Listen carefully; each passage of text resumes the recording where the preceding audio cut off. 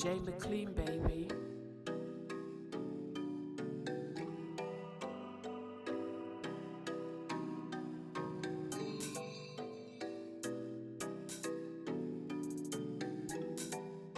Yes, indeed, kings and queens, peace and blessings, peace and blessings, peace and blessings. You done know we are in the building, gotKushTV, live. Today, it's all about Black Pound Day, and it's the Black Group Economics all day.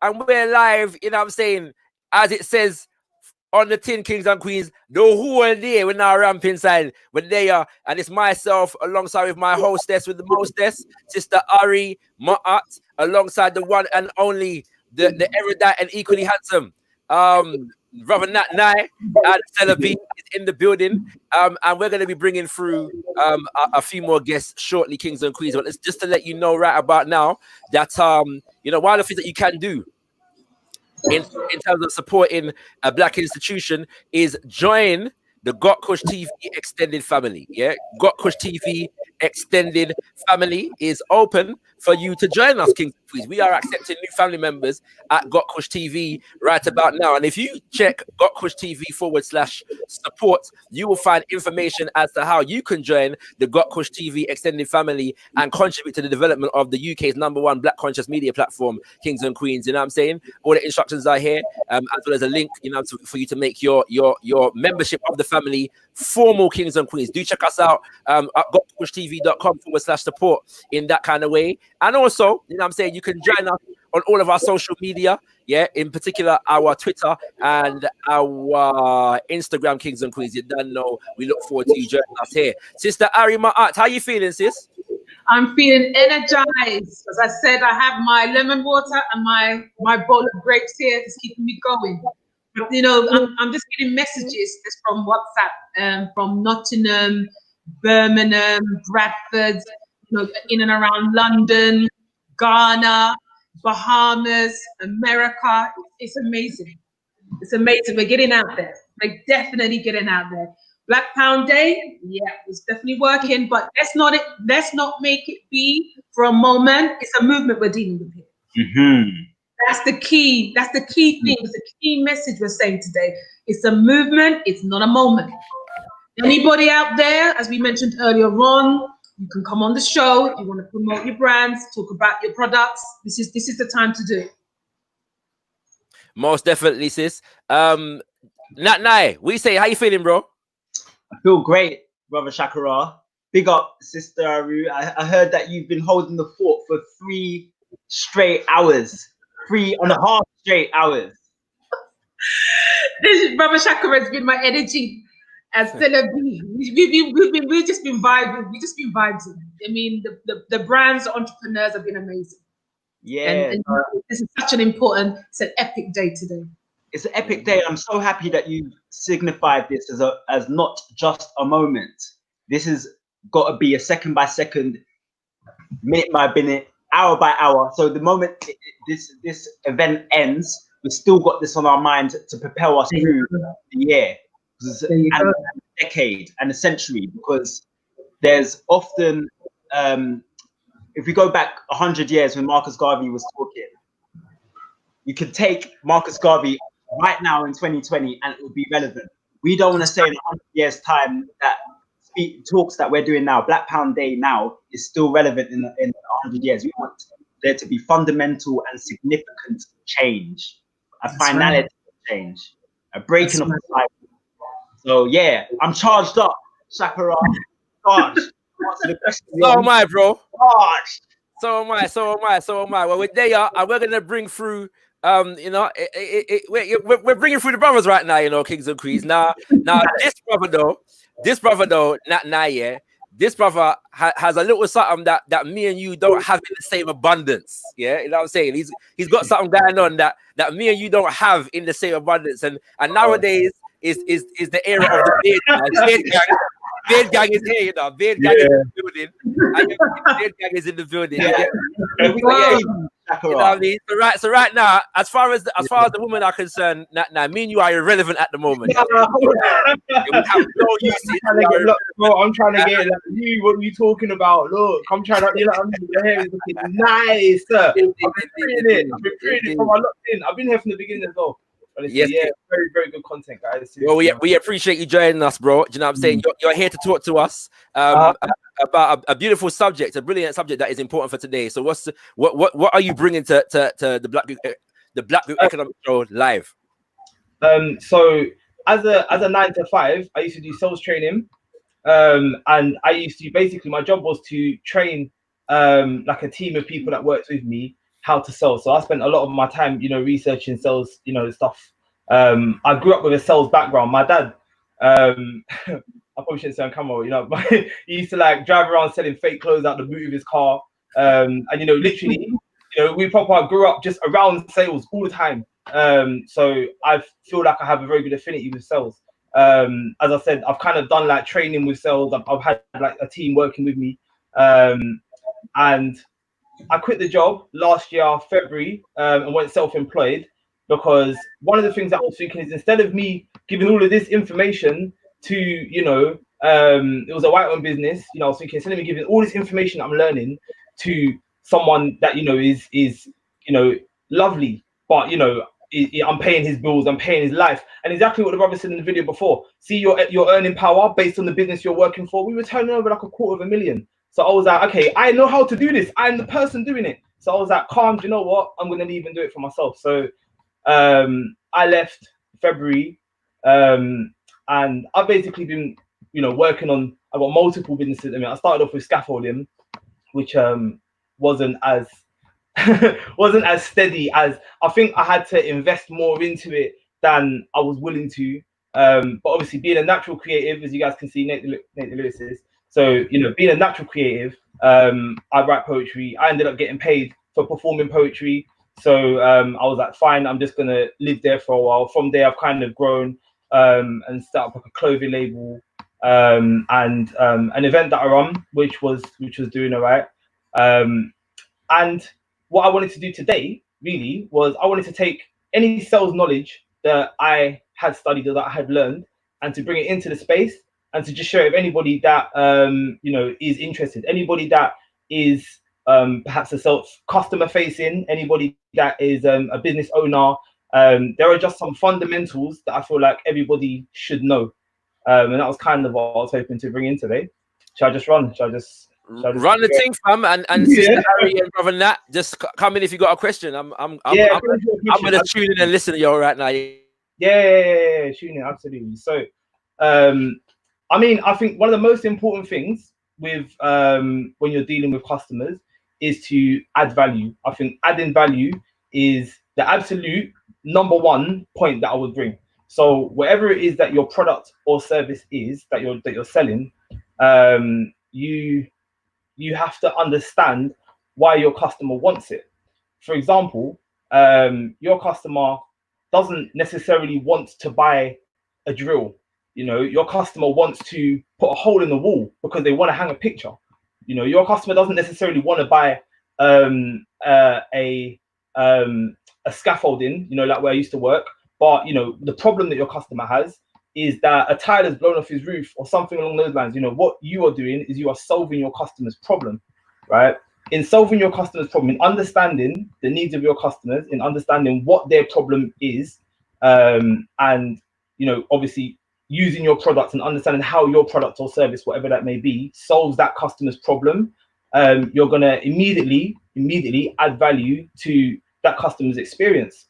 And the reason is because, I'll give you an example.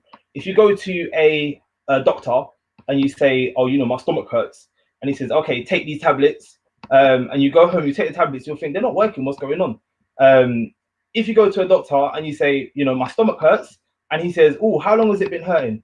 And you say about 3 days, and he says, okay, and where is it? Is it top or is it bottom? You say, oh, sort of like near the top, and he says, okay, and is it like a stabbing pain or a dull pain? And you say, oh, it's a dull pain. You know, he says, okay, take these tablets. You know, you're more likely to think, okay, this is running. Do you know what I mean? So you are adding value to the customer's experience by understanding them. Hopefully that makes sense. Another thing that I think is imperative is measuring conversion, and I kind of just wanted to make sure I touch on that one today as well. So whatever you do to generate leads, right? Sales is essentially, it's like a two-part process. You know, you have the lead generation, which is kind of more marketing, I suppose, and then the actual conversion. So say for example, you are Liberty Plant-Based Cuisine, a delicious food place in Croydon, and you are posting on social media saying, we, you know, look at this delicious new recipe that we have, and everybody comes down to your store to check it out. You've generated leads. Excellent. How many of those leads do you convert? So the conversion rate is like when you have a customer directly in front of your face, and you ask for the sale, you try to convince him to buy from you. Let's say a customer walks into Foot Locker, 10 people walk into Foot Locker, 1 person buys, you know, that's the conversion rate. That's what you need to measure. Not measuring your conversion rate is the equivalent of going to the gym and not measuring how many reps you're doing. You know, it's the equivalent of jogging and not measuring how long you've been jogging for. So yeah, it's definitely imperative to measure your conversion so that you know how well you're doing, because if you measure anything, immediately it improves, which is excellent.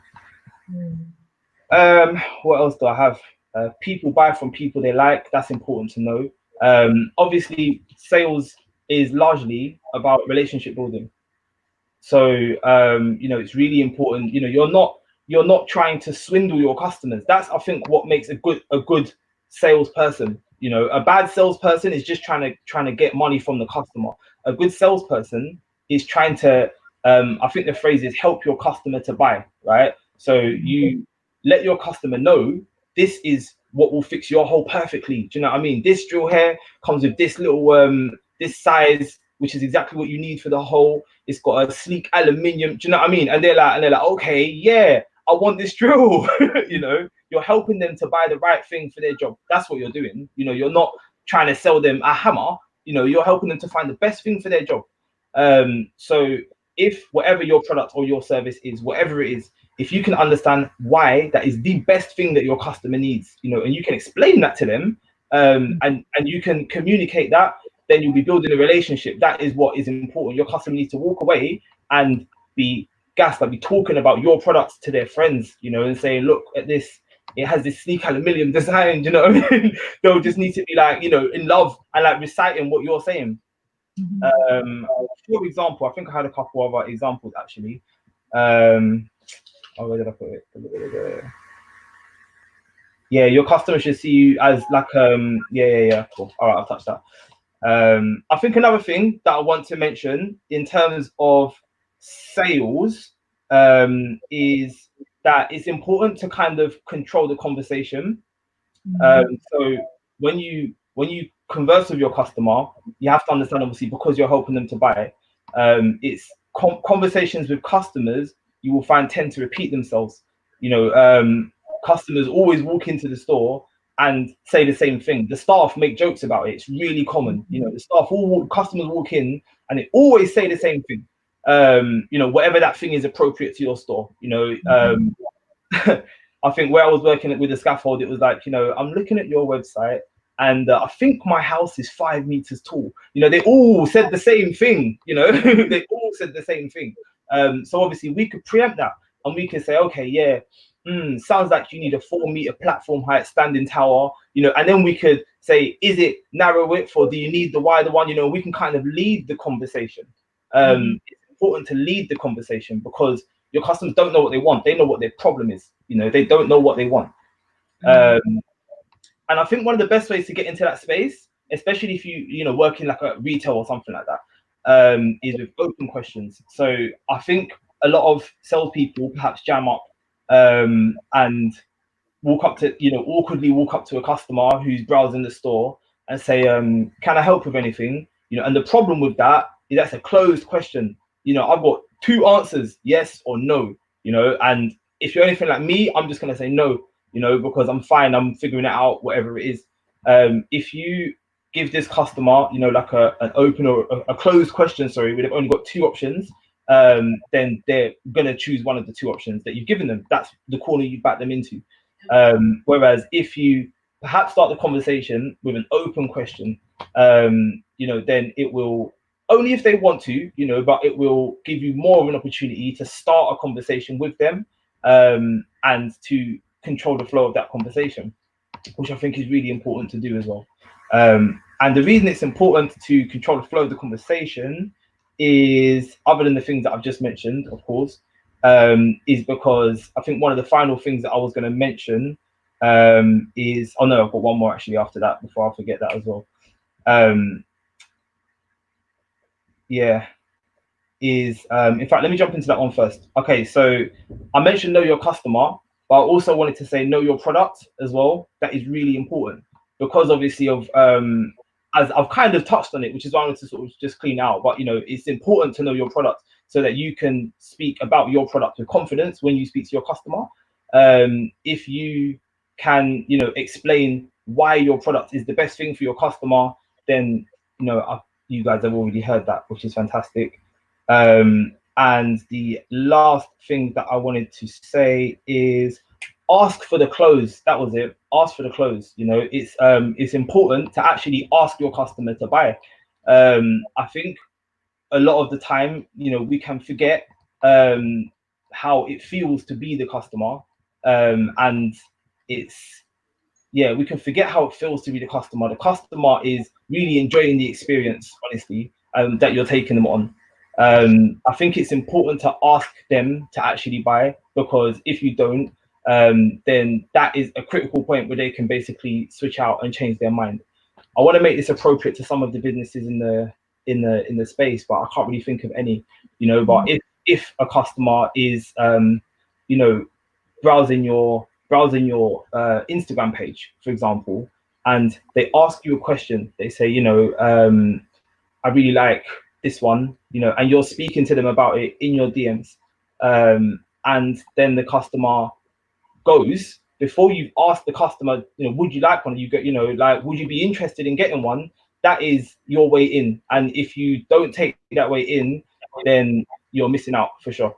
So that was kind of the bullet points that I had, but obviously I'm here for the questions because I didn't really I wasn't really aware of the format. So if there's anything that anybody wants to shoot, then I'm happy from here. So as the resident timekeeper, we've got like a couple minutes here for this. So yeah. So anything that I'm on. I was going to say your bullet points all are very relevant, bro. So thank you for that. I'm sure that those who are tuning in today can you know, gain a lot from what you've just said. You know, I mean, one of the things I've kind of put down here is what is so important, right? You know, in terms of your brand, is also developing relationships. You know, relationships with your customers, relationships with your suppliers, because it's times like this we're going through now, Corona, yes, COVID-19. You know who's who, and if you've got good relationships, especially with your suppliers, like now, you're going to be okay. You know, you won't get the full impact. You also mentioned about knowing your brands. You know, it's, some of us are very passionate about what we do, but then when we communicate that to somebody else, it's like, you know, we tend to miss out the pertinent parts, you know, the added value, you know, those elements where it's about looking at it from the customer's perspective as to why they want this, why they need this. And I think what you just said is all valuable, all valuable. Yeah, I definitely agree. So as a brother to a brother, yes, King. Big lyricist. That was that, and the way you delivered it, I thought you were going to drop it into a verse as well, a little rhyme. New things coming soon, though, bro. Come on. So what I wanted to ask, I don't know if there's enough time, but maybe you could just give like a 60 seconds. You spoke a lot about product, but you're an artist. So this question applies to art, to artistic property and intellectual property. How do you value yourself in the creative and intellectual, like in terms of business ideas, in those type of arenas? How do you value yourself in those arenas? As in me What personally, advice would you give or what advice would I give? in terms of establishing your value? In terms of establishing your value, I think the most important thing is to establish it within yourself.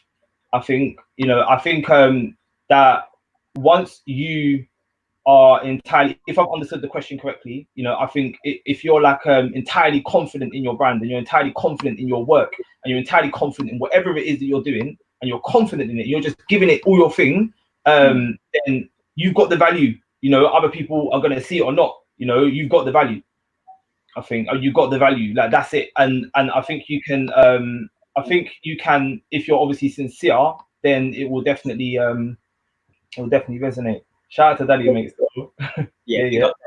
Big up. Does that mean that you would set a price and you don't go below that because you've established what you're worth within? Okay, yeah. Price and value are two entirely different things, though. Okay. Yeah, price and value are way different. If you're talking a price, then I mean, it's really difficult. I understand, yeah, on a case by case basis, especially for a new startup company to figure out how much to charge. Especially because a lot of us are extremely creative and there is no competition. Like when you think of a new idea, no one else has done it before. So you're thinking, okay, what should I charge for this? What is it? This doesn't exist. I think one of the best things that you can do is to I once learned, because I worked in carpentry, I worked in as a cabinet maker for a while. One thing that the guy said to me is like a rule of thumb is to work out how much your materials cost and then times that by 3 and you're good. And you've kind of got a bit of a backlog. You've got something, and that should be a fair price for whatever it is that you're doing. But that's so difficult, especially when what you offer is poetry.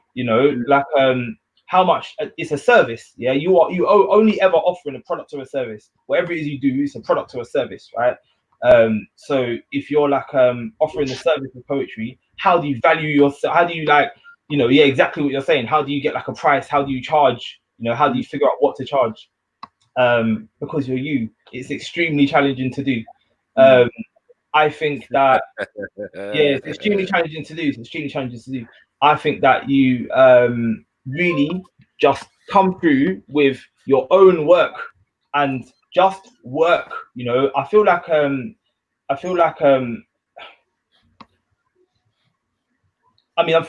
speaking specifically about poetry now, yeah. Yeah. But I feel like you can, with poetry, you can become so caught up in getting paid from doing poetry that you can lose the value of it. What poets are doing is incredibly powerful, and poets will get paid. Do you know what I mean? Poets are getting paid. Like, if you write with sincerity from start to finish and just come out, then you'll figure that question out sooner than you think. If you're figuring the question out before the answer's coming to you, then don't worry about it. Get back to writing. Do you know what I mean?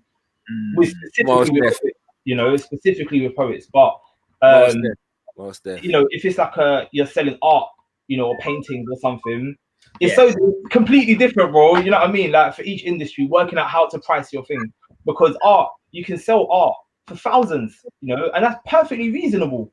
And that's not times 3. Do you know what I mean? That's perfectly reasonable. So it is really difficult to kind of pin down an answer to that question. Done well. Yeah, I try, bro. Family, we could be here all day with Nate, especially because you get me, like me, Nate, and that night, our spoken word artists. We could drop bars all day. You'd be at night and all that kind of thing.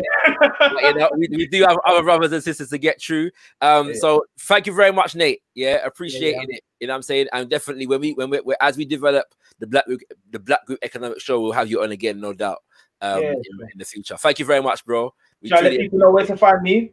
Yeah, please. Yeah, you can find me on social media as Nate the Lyricist. I do have music out. I have got some coming, which I'm really excited about. I can't wait to share it with you guys. So please look me up, check it out. I also I run a poetry event, as I mentioned. It's online. It's zodiac themed. So what I'm doing is I'm studying the constellations. I mean, you can see it there. So I'm studying the constellations, and I'm all the poets that are performing are of that star sign. So it's kind of like a way for us to sort of understand. I have had the emperor, you know, now come through and bless us, which I was so grateful for. Absolutely smashed the place down. So you know, yeah. my birthday is in August. Yeah, okay. Yeah. Definitely worth checking out. It's like a proper interesting event. We're learning a lot together. And I also do clothing, lyric clothing, worth checking out. Please do. But other than that, I think. Oh, and also if you're interested in finding out any more sales information, I've got a page online called The Sales Manager, so you can just check that one out. And I've got like about 1,000 odd posts I've sort of put on there with just some tips. Thank you very much, Nate the Lyricist. Much appreciated. Yeah, give thanks. Yeah, stay tuned in. Obviously, if we got time, if we got time later on, we'll bring you through again. Yeah. Thank you very much, bro. Lyricism is a craft. Leave the gimmicks to the half-hearts who can only walk the beaten path and rock the stereotypical mask. They stole our swag, pimped us out, called it mainstream, and we said bun it. The only stream we feel is the one that flows from our current. We were the genius, wide-eyed, trying to fraternize with the gatekeepers to the mansion. And every time we got too black, no exposure was the sanction. He couldn't resist the rhythm, stayed making P from our riggers, saying, please continue to create like gods, just so long as you spit like niggas. But we're them perverted revolutionaries. Don't let us in the door, we kick it down. Seal the roof, we smash through the ceiling. And now we've become wise enough to construct our own buildings. Their mansion is a minor, to their industry we don't aspire. Now London's burning car, we ignite the UK fire. So spit high caliber MC, rapper, bring the spoken word poet. Vocalists construct those melodies of resonant frequencies and send it out to the world. If Omawale Malcolm was a poet, we are the means necessary. Carrying Yah Santa was bullets on the winds of our words. If Messiah was music, we are the whirlwind and the storm. Be black as you wanna be, this is your platform. Like how the Most High created the world, it's recognized as the first gift. gotKushTV, we bring you Wordsmith.